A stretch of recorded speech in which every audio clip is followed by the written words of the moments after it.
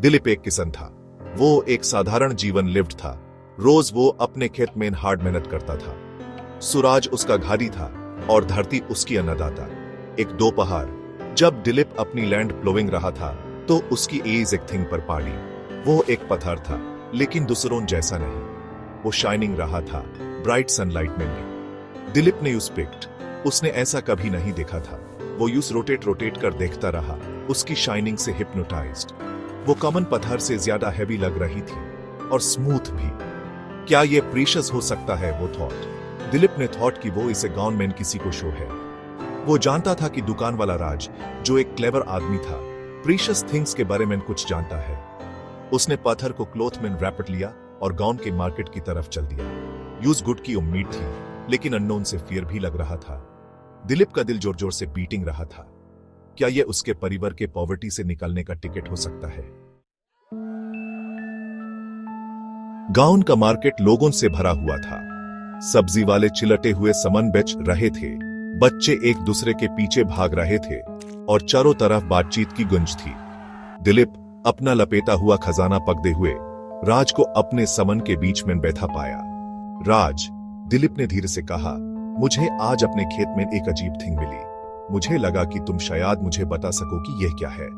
राज, जो एक पक्का बिजनेसमैन था, ने अपनी एब्राव उठाई। उसने दिलीप से कब्जा लिया और धीरे धीरे उसे खोला। पत्थर सूरज की रोशनी में शाइनिंग रहा था। राज ने उस गौर से देखा, यूस रोटेटे कर।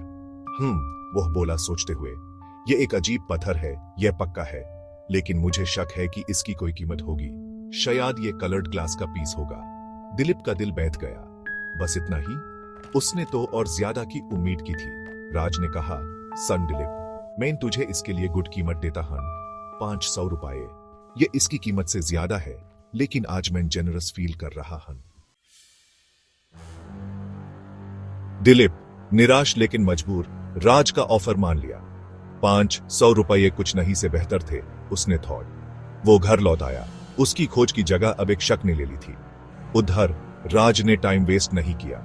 वो सिटी में एक आदमी को जानता था, एक ज्वेलर जिसके पास प्रीशियस पत्थरों को पहचानने की गुड आइज थी। वो अगली बुस में चैट गया। उसकी पॉकेट अम्मीट से हैवी हुई थी। वो ज्वेलर के एस्टोनिशमेंट की और रुपयों के अवलांच की कल्पना कर रहा था, जो जल्द ही उसका होगा। शहर नॉइस और कलर्स से भरा हुआ था। राज क्राउड से ट्रबल्ड, मुश्किल से हैवी रोड्स पर चल रहा था।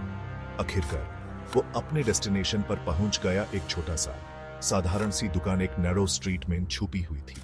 ज्वेलर एक वीक आदमी, जिसकी स्पेक्टिकल्स उसकी नोज पर पर्च्ड हुई थी, मैग्नीफाइंग ग्लास से पत्थर की जांच कर रहा था। मिनट एक इटर्निटी में बदल गए जब राज ब्रेथ हेल्ड वेट कर रहा था। माय वर्ड, ज्वेलर ने हैरानी से कहा, यह तो एक्स्ट्रॉर्डिनरी है। यह तुम्हें कहां से मिला? राज एक स्मग स्माइल के साथ एक बनाई हुई कहानी सुनाने लगा, एक फैमिली हेयरलूम की, जो जनरेशन से चली आ रही थी। उसने सैक्रिफाइसेस की बात की, डिफिकल्टीज और डिफिकल्ट डिसीजंस की।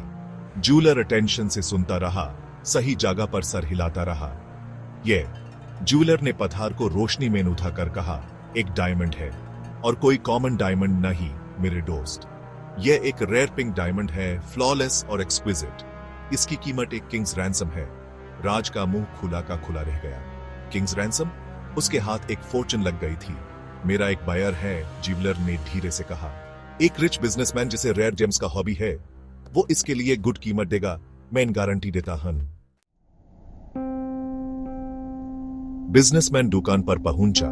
उसका महंगा स्वीट और गोल्ड वॉच उसकी वेल्थ और प्रिविलेज की कहानी बयान कर रहे थे। उसने डायमंड को प्रैक्टिस्ड आईज से देखा।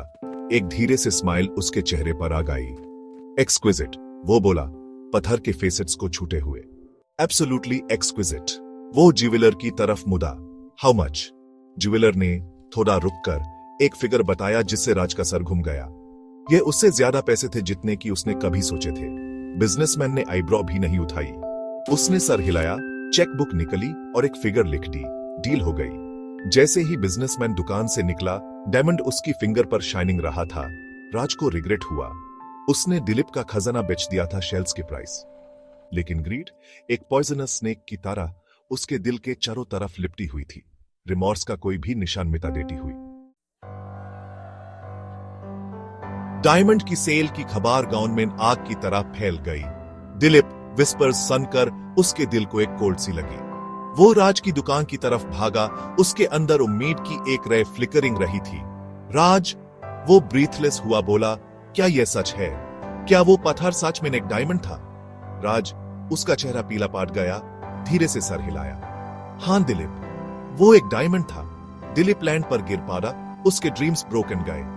उसके हाथों में एक फॉर्चून थी जो उसके हाथों से फिसल गई। यूस रियलाइज्ड हुआ, सिंकिंग ह्यू दिल के साथ, उसके अंजामपन की कीमत का। उस दिन से दिलीप की कहानी गांव में एक लेसन देने वाली कहानी बन गई। एक रिमाइंडर की नॉलेज ही पावर है, और कि कभी कभी सबसे प्रीशियस चीजें वो नहीं होती जो वो दिखती हैं।